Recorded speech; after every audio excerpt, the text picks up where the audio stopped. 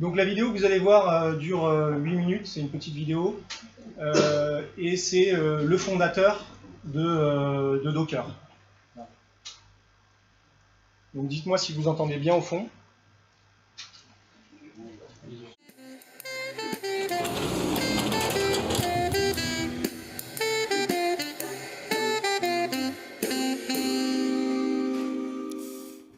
Bonjour tout le monde, je m'appelle Salomon Hykes, je suis le fondateur d'une société qui s'appelle Docker. On est basé en Californie, on est spécialisé, on a une spécialité très pointue. Je m'attends à ce que personne ici ne connaisse Docker, juste au cas où, est-ce que quelqu'un connaît Docker? Ah oui, ok, en fait tout le monde connaît. Donc Docker, je résume, c'est une société logicielle. On fournit un service très particulier, c'est un service de container logiciel. C'est en fait l'infrastructure logicielle invisible qui sous-tend un grand nombre de services, c'est-à-dire qu'à chaque fois que vous utilisez une application, que vous vous connectez en ligne, vous échangez des messages, vous payez, vous commandez un Uber, vous ne le savez pas, mais indirectement, vous utilisez Docker. Docker, c'est comparable en fait au système mondial de containers physiques, les shipping containers, ceux qu'on voit sur les bateaux, les grosses boîtes en métal, qui en fait sont là partout et qui rendent possible un commerce à grande échelle, à l'échelle mondiale, automatisé, efficace, peu cher, c'est-à-dire accessible au plus grand nombre. Le shipping container, c'est une invention toute bête, c'est presque banal. Mais si vous l'enlevez, l'économie mondiale telle qu'on la connaît aujourd'hui n'existe plus. Le container logiciel, c'est le même principe, mais pour une nouvelle économie, une économie basée sur le logiciel. Alors évidemment, le logiciel, bon, c'est l'économie numérique, l'innovation, tout ça, on connaît. Mais il y a quelque chose qui est en train de changer. Le changement, c'est qu'au lieu d'être un secteur bien précis, je suis dans la banque, je suis dans les transports, je suis dans l'entertainment ou je suis dans le logiciel. Le logiciel est en train d'évoluer pour devenir une composante fondamentale de toutes les industries, de tous les secteurs. Aujourd'hui, si vous êtes dans le bancaire, si vous êtes dans le transport, si vous êtes dans l'entertainment, si vous êtes dans l'énergie, si vous êtes dans l'assurance, peu importe, vous êtes en fait dans une industrie logicielle. Vos concurrents sont en train d'utiliser le logiciel pour sortir un meilleur produit que vous, trouver plus de clients plus vite que vous, améliorer leur modèle économique, etc. Donc, c'est une transformation énorme, similaire à la transformation qui s'est déroulée dans les années 40-50, quand le commerce mondial a évolué et est devenu un système mondial, justement. Donc nous, qu'est-ce qu'on fait dans tout ça? On fournit des outils pour automatiser et rendre possible cette transformation. Concrètement, pour donner quelques idées, après je vais parler de deux choses si j'ai le temps. Docker aujourd'hui c'est 250 personnes, on est basé en Californie, on a levé, on va dire on a suivi le modèle californien classique, hein, le modèle de start-up comme dans les films, enfin on essaye. C'est 160 millions de dollars de fonds levés sur quelques années, c'est l'histoire des débuts, 6 ans à galérer, puis 3 ans où tout s'accélère. C'est les grandes conférences, les shows à l'américaine, etc. Ce que je voulais raconter, c'est l'envers du décor, c'est-à-dire à quoi ça ressemble en vrai. Parce que moi, je me rappelle du début de cette aventure. Donc moi, ça fait 9 ans que je travaille sur Docker. J'ai démarré à Montrouge. Notre World Headquarters, c'était la cave chez ma maman à Montrouge. Et j'avais aucune idée de comment ce système marchait. Je ne savais pas par où commencer. Ingénieur de formation, moi je bidouille mes logiciels. Après, je travaille sur ce qui m'intéresse, je travaille sur ce qui me passionne. Qu'est-ce qui va se passer après? J'en ai aucune idée. Et puis j'avais comme une idée lointaine de ce monde un peu hollywoodien, un peu glamour, des startups, des fonds d'investissement, de l'innovation, etc. Mais c'était complètement abstrait. Et maintenant, ça l'est plus. Mais je pense vraiment qu'il y a un décalage. C'est-à-dire qu'on se fait une image de ce système qui, je pense, est néfaste parce que ça crée une barrière à beaucoup de gens qui pourraient créer des choses incroyables et les rendre disponible à un nombre incroyable de gens. On vit dans une époque incroyable où vous pouvez inventer quelque chose et peut-être un an plus tard, quelques années plus tard, des millions de personnes s'en servent. C'est possible. La technologie le rend possible, le modèle économique le rend possible, mais souvent la barrière est psychologique. On se dit « non, c'est pas pour moi ». Moi, on m'a dit quelque chose au tout début. Quand je commençais à travailler sur ce projet, on m'a dit « tu sais, Salomon, ces idées de start-up, là, ces boîtes à la Google, etc., c'est pas des gens comme toi et moi qui faisons ça, c'est pas pour toi, donc laisse tomber ». Et je pense que rien que ce commentaire-là, dans chacun sa psychologie, moi, ça m'a donné, je dirais, au moins 2 ans de motivation brute, juste pour montrer que si j'en étais capable. Mais je me rappelle, ça m'a beaucoup marqué, qu'on me dise, pas simplement c'est difficile, pas simplement est-ce que tu es sûr que c'est ce que tu veux faire, mais non, tu n'es pas le type de personne qui peut faire ça. C'est incroyable comme barrière, ça casse net dans l'élan. Et ça donne l'impression d'un monde complètement inaccessible. Donc, ce que je voulais partager, c'est principalement que ce monde glamour hollywoodien, en fait, est très concret. Et personne n'y arrive par une sorte de voie prédestinée. Il n'y a pas de filière, Mark Zuckerberg, il n'y a pas de filière Google. Il y a simplement des gens qui bidouillent, qui font quelque chose qui les intéresse et qui suivent un peu, étape par étape, ce qui a l'air de marcher. Ah, ça a l'air d'intéresser quelqu'un, je vais essayer de l'améliorer. Ah, on m'a dit que si je rajoutais cette fonctionnalité, peut-être que ça marchera. Et vraiment, c'est peut-être banal, hein, ça paraît peut-être évident ce que je dis, mais simplement, si vous êtes entrepreneur, si vous êtes en train de bidouiller, j'aime bien ce mot, la bidouille, parce que c'est l'opposé complet de ce modèle un peu glamour. La vraie innovation, c'est à ça que ça ressemble. Et si vous êtes en train de faire ça dans un coin, un petit projet qui ne paie pas de mine, bah continuez, parce que c'est toutes les grandes histoires entrepreneuriales, toutes les grandes histoires d'innovation ont commencé comme ça. Si vous êtes dans une situation où vous avez l'opportunité d'encourager, peut-être même de financer l'innovation, si vous êtes employeur, si vous dirigez un grand groupe, si vous avez une équipe, l'innovation, ça ne se dicte pas, ça se laisse faire. La meilleure métaphore possible, c'est vous plantez une graine et vous la laissez pousser. Si vous déterrez tous les jours, ça ne sert à rien. Laissez les gens bidouiller, laissez-les tranquilles, laissez-les explorer et acceptez que vous n'allez pas contrôler ce qui se passe. Personne ne sait. Si quelqu'un vous dit l'innovation, c'est ça, et puis l'année prochaine, il va se passer ça, et dans 10 ans, il y aura ça. Le meilleur modèle, c'est ABC. Cette personne-là n'en sait pas plus que vous. On est tous en train de tester, d'essayer des petits trucs. Donc voilà, c'est le message que j'essaie de faire passer. J'espère que c'est utile. Voilà, c'était mon message. Merci beaucoup.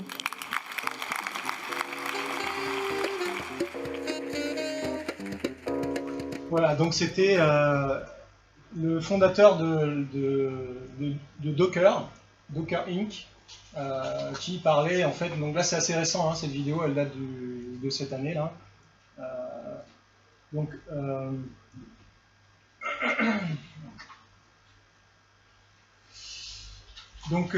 Salomon Hykes, donc je vais en dire 2 mots quand même de l'origine du projet. Il en a un petit peu parlé. Bon, c'est quelqu'un qui est sorti de l'école de l'Epitech en 2006. Il a créé une première entreprise qui s'appelait .cloud, d'accord, dont le but de .cloud, c'était de fournir à des développeurs la possibilité de mettre sur le cloud leur application et de ne pas avoir à administrer des serveurs, de gérer leur application, de la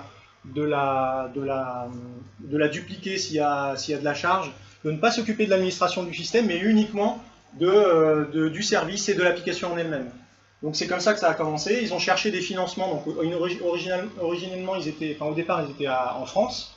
Ils ont cherché des financements qu'ils n'ont pas trouvé, et ils sont partis aux États-Unis. Ils ont été intégrés dans Y Combinator, qui est l'un des plus grands incubateurs californiens aujourd'hui, par lequel sont passés les plus grandes sociétés, les plus grandes startups sont passées par Y Combinator. Et donc en fait, ils avaient, je crois, 3 mois pour faire leurs preuves. Donc pendant 3 mois, ils ont bûché donc sur place, nuit et jour. Et à la fin, ils sont passés devant un jury donc de Y Combinator, pour savoir si ils allaient avoir l'investissement important qu'allait leur donner Y Combinator. Et finalement, ils se sont retrouvés, donc c'est un Y Combinator, c'est un incubateur pour des startups du numérique. Et donc ils sont arrivés devant le jury, ils ont dit, voilà, nous, vous voulez savoir si notre produit est bien, ben, en fait, pendant les 3 mois qu'on a passé là, toutes les autres startups que vous avez choisies, et qui sont dans notre promotion de startup, là, ils ont tous utilisé notre produit. Donc c'est qu'il doit être bien. Donc voilà, c'est comme ça qu'ils ont réussi à être pris par Y Combinator dans l'incubateur. Et ils se sont donc du coup implantés dans la Silicon Valley parce que finalement ils ont été financés tout simplement. Voilà. Donc ça a été le premier grand virage dans l'histoire de Docker et de l'entreprise Docker.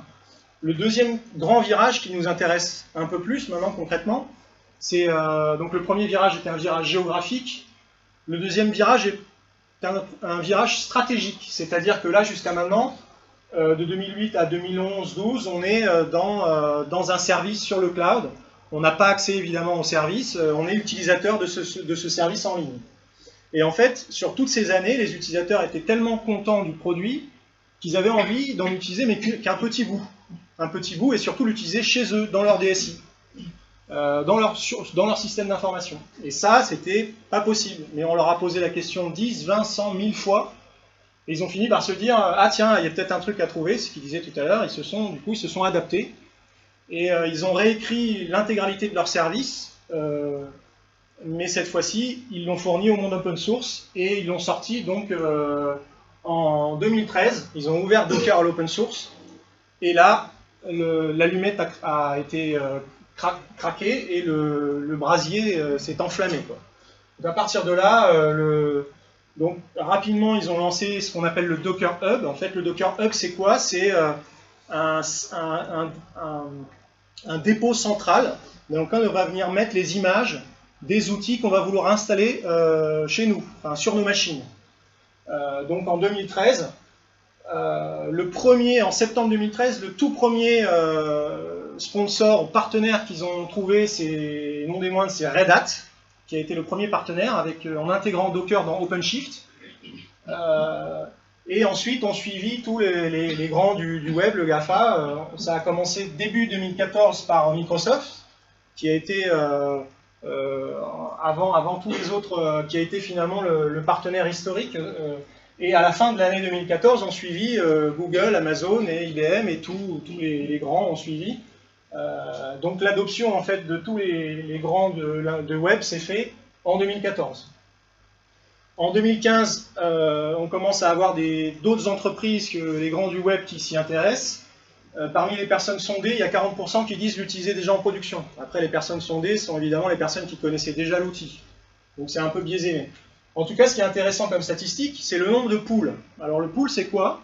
C'est justement, j'ai ce dépôt central, ce Docker Hub, qui contient toutes mes images de tous mes services, base de données, services, applications web, etc. Et donc en fait, on lance une ligne de commande et ça vient télécharger cette image. Donc ça, c'est ce qu'on appelle un pool. On vient tirer en fait l'image et donc on vient tirer l'image sur ce Docker Hub, sur ce dépôt central. Donc on voit que le hub est lancé en mars. En novembre, il y a déjà plus d'1 milliard de téléchargements. En février 2016, donc soit moins d'un an après, enfin à peine un an après, on est à 2 milliards. Aujourd'hui, on a dépassé les 7 milliards. D'accord? Donc là, février 2016, en rien que l'année 2016, 5 milliards de téléchargements.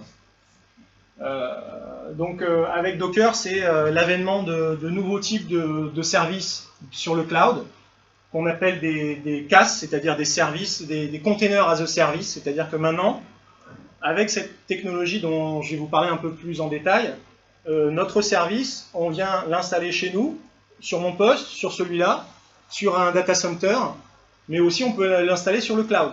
Donc ça nous donne une grande flexibilité dans le choix finalement de l'installation de nos outils. Et surtout, si un jour un contrat qu'on avait avec un fournisseur de cloud ne nous plaît plus, on retire nos containers et on vient les déployer sur un autre cloud. À titre personnel, pour une application que je développe, c'est mon 4e fournisseur de cloud que j'ai en l'espace d'1 an et demi. à service équivalent. Donc la grande portabilité que nous amène cette technologie est quand même assez intéressante. Donc on va parler un petit peu des concepts fondateurs. Donc il y a le tout premier concept, je pense que le concept qui aide le mieux en première approche à comprendre ce que c'est Docker, c'est de faire un parallèle, une allégorie avec le container du domaine des transports, donc le shipping container, ce dont parlait Salomon Hykes tout à l'heure. Donc la problématique est la suivante. Sur ma gauche, j'ai un ensemble illimité de services qui se déclinent à l'infini, que ce soit des bases de données, que ce soit des serveurs d'applications, des serveurs web, etc. Tous les types de services qu'on peut imaginer avoir dans nos infrastructures et dans nos DSI ou dans nos services informatiques, ils sont là. Ici, dans la ligne du bas, vous avez l'ensemble des infrastructures sur lesquelles vous allez vouloir installer ces outils. D'accord ? Donc, vous imaginez la matrice assez impressionnante qu'on a en voyant ça. Et bien, cette problématique-là, on peut faire un parallèle immédiat avec donc le container dans le monde du transport. La problématique était la même. C'est-à-dire que voilà, je suis un transporteur maritime. Un jour, on me demande de transporter un vélo et un piano. Le lendemain, c'est une table et un tableau.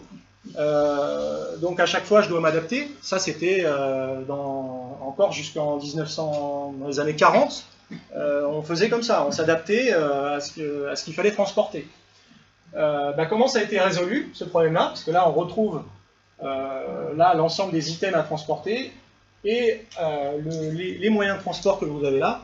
La solution qui a été trouvée, c'est finalement de définir un standard, une boîte, voilà, dans laquelle on vient, dont on a normalisé les dimensions et qui va venir résoudre le problème finalement, puisqu'au lieu de manipuler différents éléments, différents items, une voiture, des bouteilles de vin, etc., on ne manipule qu'un seul objet, toujours le même. D'accord ? Donc dans le monde, ça c'est ce qui s'est passé dans le monde des transports. Dans le monde du logiciel, ce qui se passe aujourd'hui, c'est le même principe avec des containers qui à la base sont des Linux containers. D'accord ? Donc le procédé va être le même. Ce qu'on va mettre dans la boîte, ce sont nos services, d'accord ? Et ce qui va venir recevoir la boîte, c'est notre infrastructure. C'est notre laptop, c'est encore une fois, notre data center ou le cloud. On a ces boîtes qu'on vient poser, qu'on vient dupliquer, arrêter, relancer, mettre à jour, parce que ça améliore aussi la maintenance, ça facilite également la maintenance. Et donc on arrive comme ça à la même résolution de la matrice. Et de la même façon que pour le container physique, on a en fait, avec cette normalisation de cette boîte, on a en fait ça nous donne une double abstraction, enfin on a un container qui est agnostique, mais de deux façons. C'est-à-dire il est agnostique, donc grâce au container, on est agnostique du support, enfin du transporteur, et on est agnostique du contenu. D'accord ? Pourquoi ? Parce que à partir du moment où on a fait ça, ce qui est intéressant, ce que les transporteurs, donc que nos infrastructures vont manipuler, c'est cette boîte. Ce qu'il y a dedans, c'est pas leur problème en fait. D'accord ? Ce qu'il y a dedans, ça va être le problème de celui qui installe l'outil. D'accord ? Et c'est là qu'il y a aussi une chose intéressante, c'est que la personne qui va installer l'outil, elle va le faire dans un fichier descripteur, l'ensemble des scripts qu'on a l'habitude d'utiliser, mais là, on a un fichier, disons que c'est le manifeste de notre container, d'accord, qui va dire l'ensemble des éléments qu'on a dedans, et ça va être la recette d'installation. Et cette recette-là, elle va être réutilisée systématiquement. Donc quand j'ai identifié cette boîte que je veux installer, je sais que ce sera toujours exactement la même installation que je vais avoir, quel que soit l'endroit où je me place, où j'installe l'objet. Donc concrètement, ça revient à quoi ? On a nos applications en haut, ici on a notre système, d'accord ? Donc que ce soit une machine, que ce soit dans le cloud, que ce soit une machine virtuelle, on a beaucoup maintenant virtualisé nos machines. On va avoir un système d'exploitation. Sur ce système d'exploitation, on va avoir un Docker Engine. Alors le Docker Engine, si je refais encore le parallèle avec les transports, c'est quoi ? Avant on avait une grue, elle savait transporter un piano ou une table, maintenant elle sait juste transporter une boîte, cette boîte-là. Là c'est le même principe, c'est-à-dire que vous avez un socle sur lequel vous allez venir mettre vos containers. Ce qui fait que là, votre système d'exploitation, il n'y a absolument aucun point de contact, sauf ceux que vous avez décidés, mais en tout cas, il n'y a pas de couplage fort entre votre système d'exploitation et votre infrastructure et vos services, d'accord? Parce que vous avez posé une boîte, d'accord? Après, vous avez ouvert des ports, les ports que vous avez choisis, vous avez monté des disques, vous avez géré le réseau entre les boîtes, mais ce qui se passe à l'intérieur ici, il n'y a aucune empreinte sur ces machines. Quand on installe avant Docker, avant les containers, plus généralement, quand on installe un service, il y a forcément une empreinte sur notre système. On installe la base de données, donc concrètement, ce Red Hat-là, il sait faire du Oracle, ou il sait faire du Postgres, d'accord? Ben là, non. Ce qu'il sait faire, lui, c'est du Docker, et c'est tout. Et tous les autres, c'est pareil. Donc, vous voyez le potentiel d'industrialisation que ça nous amène, parce qu'au lieu de gérer X services, on gère, finalement, qu'un seul type de service, que sont des conteneurs. Donc, dans les concepts, il y a un autre concept qui est mis en avant, c'est le slogan DevOps, que vous verrez sur nos t-shirts. Donc le concept DevOps, c'est quoi? Le principe, c'est grâce à ces containers, je vais pouvoir compiler, je vais pouvoir installer et je vais pouvoir exécuter mon service. D'accord?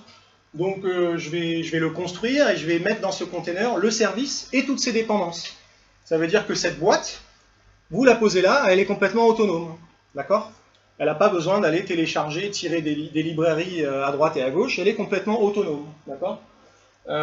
Donc vous allez pouvoir déplacer cette boîte d'une machine à une autre machine, à partir du moment où il y a un service Docker qui tourne, d'accord, et qui est capable de manipuler cette boîte, et vous allez exécuter vos containers, et ça, quelle que soit finalement l'application qui tourne, et quelle que soit l'infrastructure sur laquelle vous allez faire tourner votre container.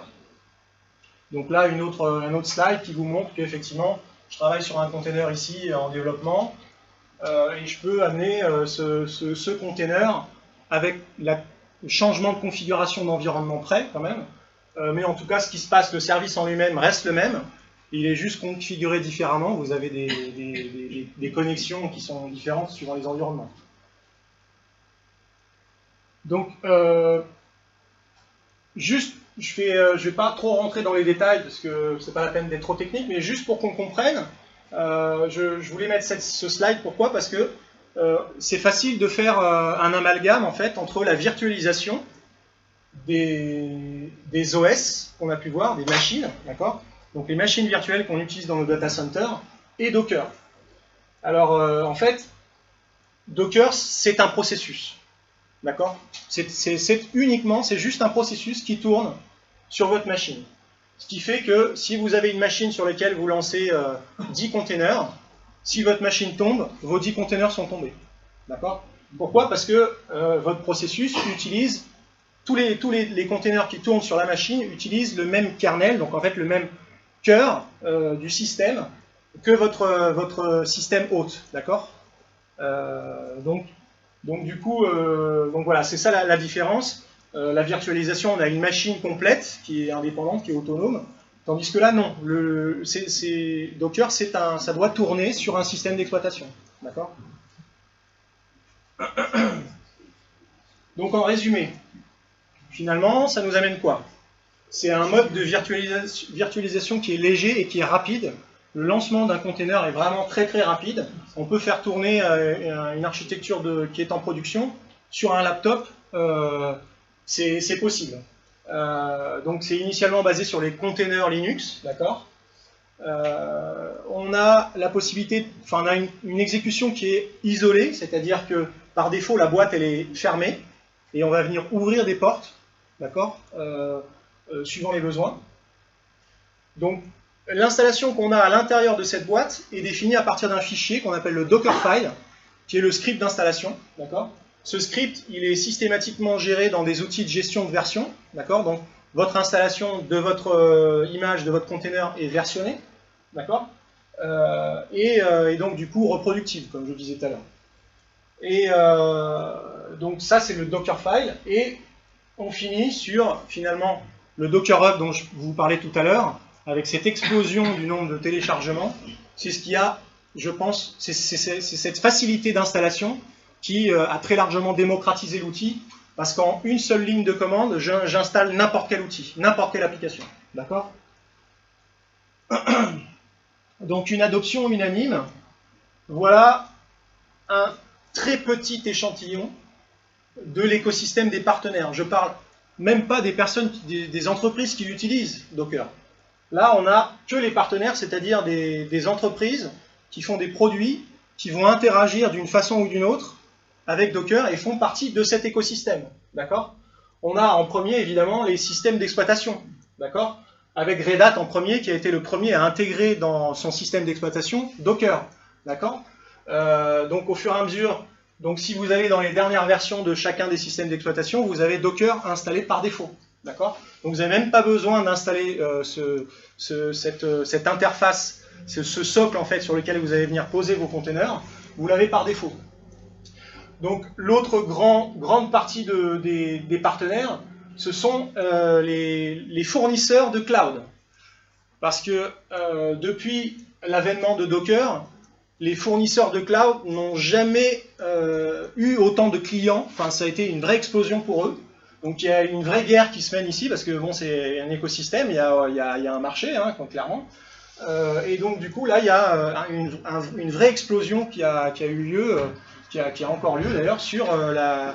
Parce que, évidemment, quand je suis une entreprise, je veux installer un service rapidement, j'ai pas forcément l'infrastructure pour le faire, et ben avec la portabilité amenée par cet outil, je vais pouvoir le faire chez un fournisseur de cloud, d'accord? Et en plus, ces services-là vont pouvoir interagir avec mes services que j'ai en interne dans mon data center. Si demain j'ai provisionné mes machines, maintenant j'ai de quoi le faire chez moi, je rapatrie mes services, d'accord? C'est ce qu'on appelle le cloud hybride. Ça me donne plus de flexibilité dans la gestion de mes services. Où est-ce que je vais les mettre suivant mes stratégies, j'ai ces options-là, d'accord?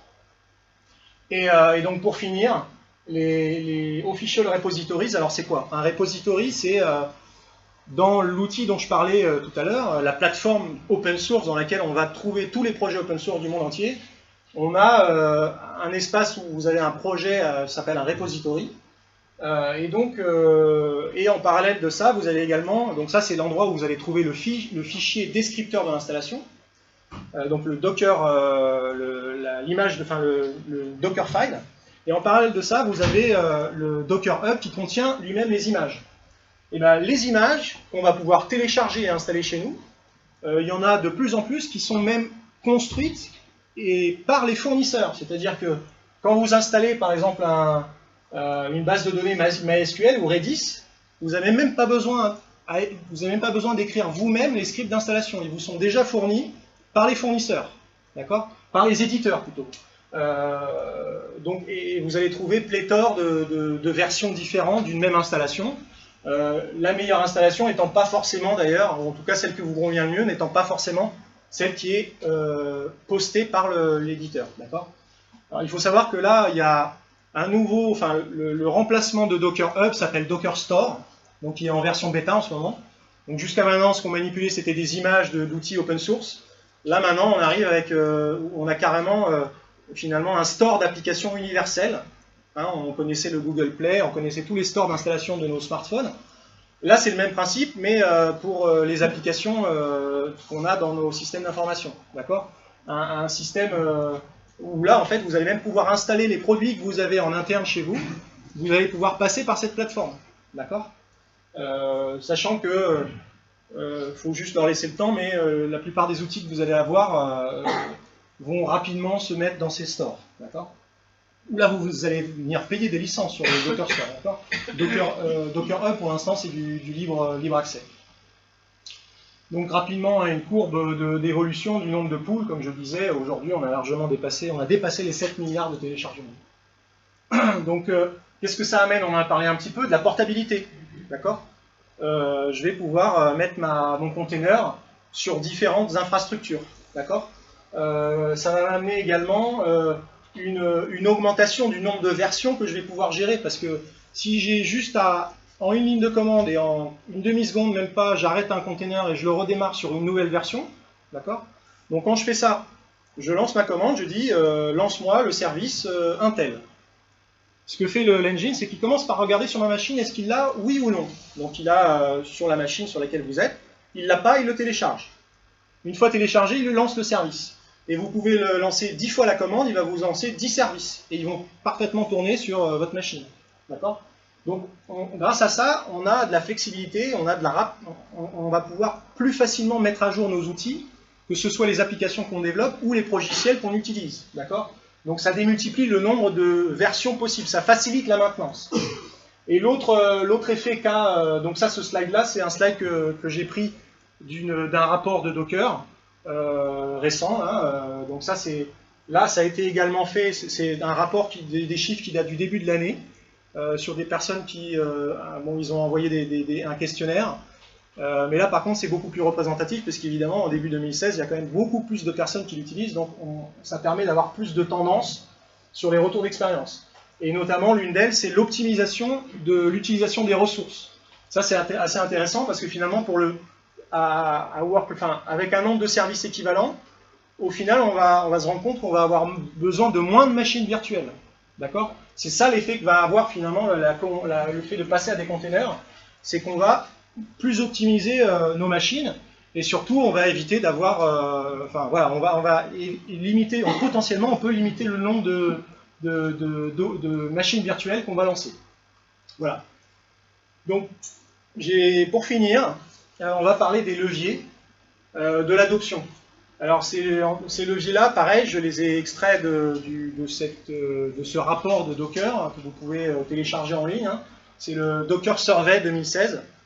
Donc ils ont énormément de stats, et à partir de là, j'ai collecté les raisons pour lesquelles les entreprises étaient passées à Docker. D'accord ? Donc l'une des premières raisons, c'est l'évolution des applications, et notamment le passage aux microservices. D'accord ? Alors, je ne sais pas si parmi vous, certains ont commencé à développer des microservices, mais en fait, il se trouve que les microservices, c'est quoi finalement, pour faire simple? Avant, on avait des applications monolithiques assez importantes, d'accord? Et maintenant, l'idée, c'est qu'on va les casser en plusieurs petits morceaux. Donc, vous vous retrouvez, au lieu d'avoir une grosse application, vous vous retrouvez à avoir une myriade de services, d'accord? Donc quand vous avez comme ça une myriade de services, vous voyez bien qu'il vous faut des nouveaux outils pour gérer ça. Parce que sinon, l'effet induit que ça a, c'est que ça va amener une charge énorme sur toutes les ops, le service d'infrastructure, va se retrouver à gérer énormément de services, et surtout dans énormément de versions, puisqu'on est toujours... Tout à l'heure, on disait qu'en ligne de commande, on met à jour la version, d'accord? Donc là, on se retrouve à démultiplier en fait les services à gérer.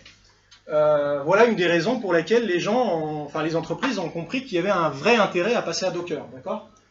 Un autre aspect qui est qui est intéressant, c'est la réduction du time to market. C'est-à-dire que maintenant, avec cette facilité qu'on a grâce au container, on va, entre le service que vous avez implémenté et la proposition de ce service à vos clients, vous allez réduire parce que en fait, on va pouvoir énormément industrialiser l'ensemble de la gestion de ces containers, comme ça l'a été fait pour les transports. D'accord ? L'optimisation des ressources et des VM, on en a déjà parlé. L'amélioration de la gestion de l'environnement opérationnel, c'est ce que je disais tout à l'heure. Docker nous amène des scripts d'installation qui sont versionnés. Et ça, c'est une petite partie, un tout petit bout, mais déjà un bout intéressant, des mécanismes, des outils qui vont nous permettre d'automatiser notre infrastructure. On va commencer par au moins versionner et gérer la configuration de nos services. D'accord ? On n'a fait qu'un petit bout du chemin, parce qu'après, après il faut les déployer, les services, il faut les orchestrer, il faut créer les machines qui vont les supporter, etc. Mais on apporte une petite brique à l'amélioration et à l'automatisation de la gestion de l'environnement opérationnel. Un autre aspect, c'est l'alignement DevOps. Alors DevOps, l'idée qui sous-tend DevOps, c'est que en fait, on va donner de plus en plus l'idée, c'est de donner plus de responsabilités aux développeurs, d'accord ? La phrase souvent qu'on entend dans DevOps, c'est you build it, you run it. Ça veut dire tu l'as développé et maintenant c'est toi qui en as la responsabilité jusqu'en production. Et finalement, on arrive à des situations où les infrastructures enfin, les développeurs vont utiliser l'infrastructure comme un self-service, d'accord? Donc là, on rentre un peu plus dans les problématiques de travail entre les équipes au sein des DSI. Je reviens sur la portabilité applicative. Le passage au cloud dont je parlais tout à l'heure, cette portabilité nous amène la possibilité de choisir notre stratégie de cloud, d'accord, sans perturber notre installation et nos services. Et le dernier élément, c'est la modernisation des applications héritées, legacy, d'accord, qu'on va commencer par essayer de mettre dans un container. Et puis, déjà, cette application, on l'aura containerisée, donc on va pouvoir, elle aussi, la faire rentrer dans notre système d'automatisation qu'on est en train de mettre en place sur les nouveaux services, d'accord. Donc voilà, une liste des éléments d'adoption les majeurs, en fait, que j'ai pu identifier dans ce document. Donc Docker a pu identifier, et donc il y a des statistiques, si ça vous intéresse, vous pouvez aller regarder ce document. Donc voilà, j'ai fini. Je tiens à vous dire que si vous voulez trouver ce support et les suivants, donc ça va être dans le GitHub Docker Nouméa. Vous tapez Docker Nouméa GitHub. Vous allez tomber sur, là on est en train de l'alimenter, hein, mais progressivement on va y mettre les différents slides qui vont vous être projetés. Voilà. Donc si vous avez des questions, oui. Toujours.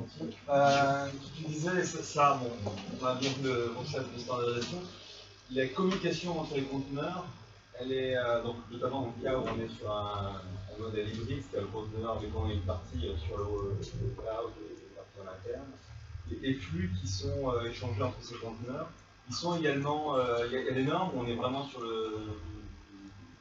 des nouveaux standards, notamment en termes de sécurité, est-ce que c'est Docker offre des solutions pour dire voilà, les connectiques entre ces conteneurs, également, c'est un moyen de la sécurité, ou c'est l'application de gérer ça?